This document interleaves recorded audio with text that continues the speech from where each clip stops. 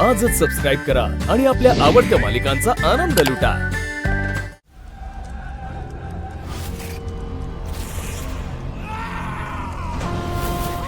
तुझा सगळा खेळ आता या भाऊजीवर आहे।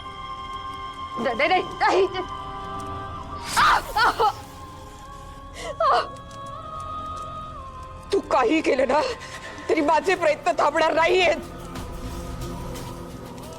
आता तू माझ्या हातातलं खेळ नाहीस। या रेषेला स्पर्श जरी केलास तरी भस्म होशील।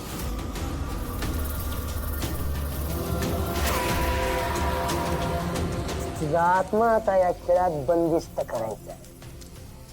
त्यासाठी आता एकच विधी बाकी आहे। मी ज्या देवतेची आराधना करून काळी विद्या शिकलो आहे तिच्या पुढे एकदा का हात खेळात ठेवला की झालं काम।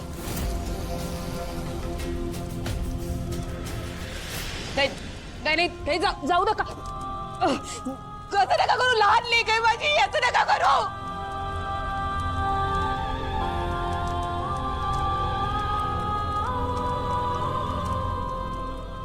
याचा अर्थ मला इथून कधीच बाहेर पडता येणार नाही।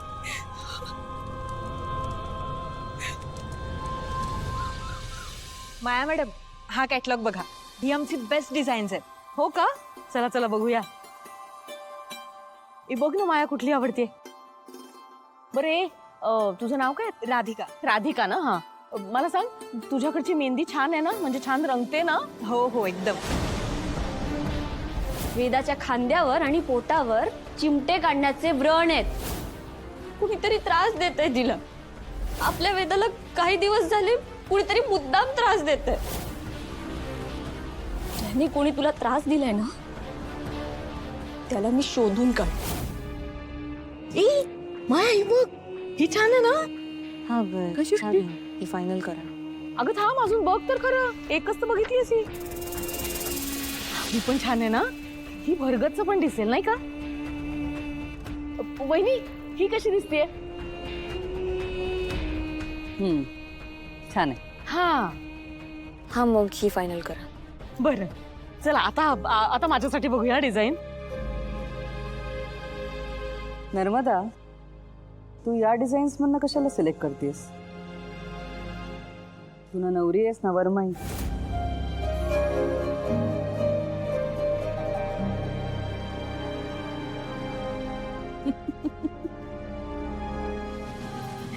नर्मदा, गंमत करते मी।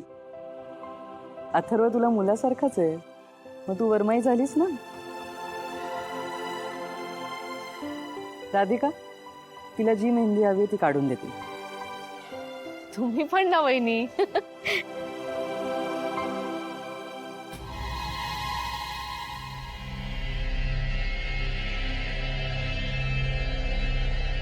माया, लक्ष कुठे आहे तुझं? नाही, ते लग्नाची गडबड चालली आहे ना, म्हणून थोडं नर्व्हसनेस होतं, एन्झायटी होते। नाही ग, होतं असं कधी कधी।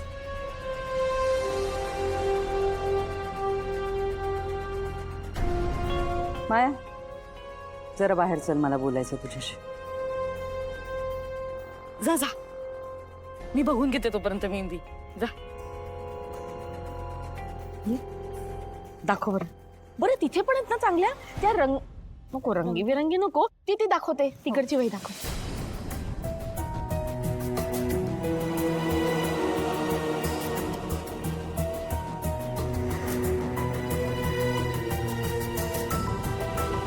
आता खरं खरं सांग, काय झालं? नाही, काही नाही, ते लग्नाची धावपळ सुरू आहे ना, म्हणून मला थोडी एन्झायटी होते। माया, तू माझ्यापासून काहीही लपवू शकत नाहीस। ही एन्झायटी तुला लग्नामुळे नाही, मीरामुळे आली।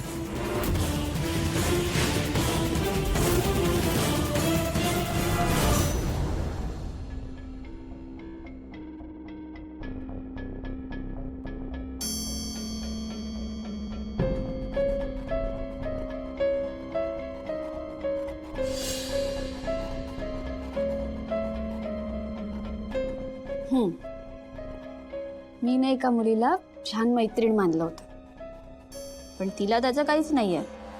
मग का बोलू ना मी तिच्याशी? नाही बोलणार.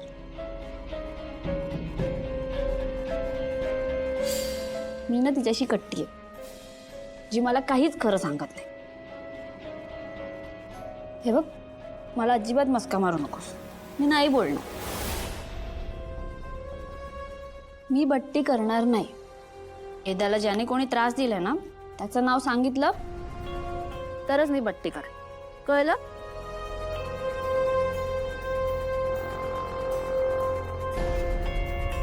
मला नाही बोलायचंय.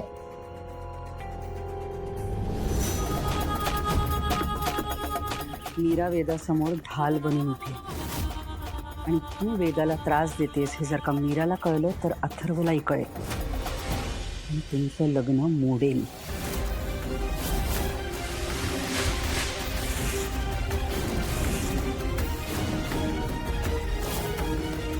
याची भीती वाटते ना तुला? हो मॅडम, त्याचीच भीती वाटते. ती मीरा प्रत्येक ठिकाणी तिचं नाक खुपसत असते. याच गोष्टीचं टेन्शन आलंय मला. मग ते टेन्शन संपून टाक. मैत्रीमध्ये ना सगळं खरं खरं बोलायचं असतं. जाऊ दे मला, सोड.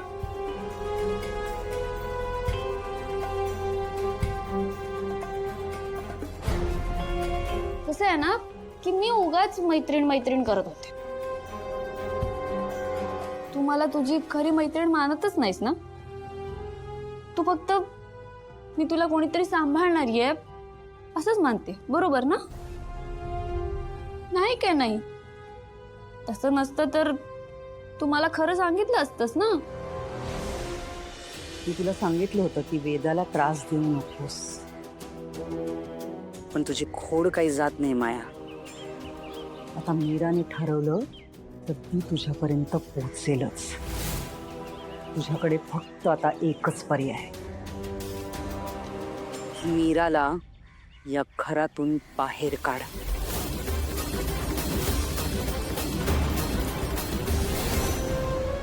बरं, आता सांग मला, काय झालं वेदा? कोण त्रास देतोय तुला? सांग ना बाळा. जर कोणाला काही सांगितलंस तर आधी पोटाला चिमटा काढलाय, मग खांद्याला चिमटा आणि शेवटी मध्यवर्ती गळा दाबून तुझा पाहिलं. आणि त्यानंतर तुझ्या मीरा मावशीचा, बडीचा, हरी आणि तुझ्या बाबांचा जीव घेऊन आणि जिकडे तुझी आई आहे ना, तिकडे सगळ्यांना देवाघरी पाठवून